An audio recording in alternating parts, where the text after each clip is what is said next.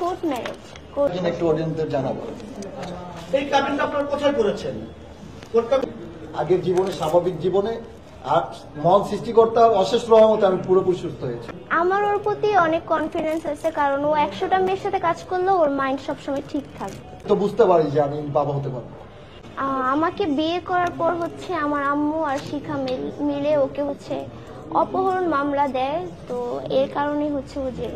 ওই জিনিসটা শোনার পরেই তো আমাদের বাংলাদেশি যে ডক্টর তারা ভোট মিটিং বসেছে। আমি বলছি আপনাদেরকে, ভোট মিটিং বসানোর পর বিগ যারা অনেক বড় বড় সিনিয়র ডক্টর ইভেন পরিচালক আছে, পুরা ডিরেক্টর আছে, ওনারা বসে, তারপর আসাদুজ্জামান স্যার, ইভেন বিধান স্যার, এরা বসে আমার এটা গুরুত্ব দিয়ে আর কি কাজটা করছে, যার কারণে আমি আগের জীবনে, স্বাভাবিক জীবনে, আর মহান সৃষ্টিকর্তার অশেষ রহমতে আমি পুরোপুরি সুস্থ হয়েছি। তো বুঝতে পারি যে আমি বাবা হতে পারবো।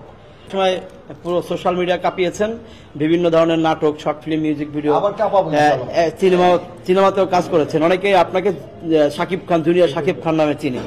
এখন কি আবার আপনার যে ওয়াইফ, আপনি কি তাকে নিয়ে কাজ করবেন, নাকি আশেপাশে যারা অনেক মডেল আছে তাদেরকে নিয়ে কাজ করবেন? ভালো ভালো কাজ হলে বাইরে কাজ করবো। ইভেন যদি আমার ওয়াইফ যদি আমার সাথে ভিডিও করতে ইচ্ছুক থাকে, সে করবে। আর যদি বলে যে না আমি বাসায় থাকবো, আমি বাসায় রাখবো, ওকে তো আমি ভালোবাসি, ও যেটা চাইবে সেটাই। আচ্ছা, ভাবির কাছে খারাপ জিনিসটা যেন না হয়, ওইটা যদি নিজের চোখে পড়ে খারাপ কিছু চাচ্ছে, ওইটা তো আমি লাইক করবো না। আমার ওর প্রতি অনেক কনফিডেন্স আছে, কারণ ও 100টা মেয়ের সাথে কাজ করলেও ওর মাইন্ড সবসময় ঠিক থাকবে। আমাকে বিয়ে করার পর আমার আম্মু আর শিখা মিলে ওকে অপহরণ মামলা দেয়, তো এর কারণে ও জেল।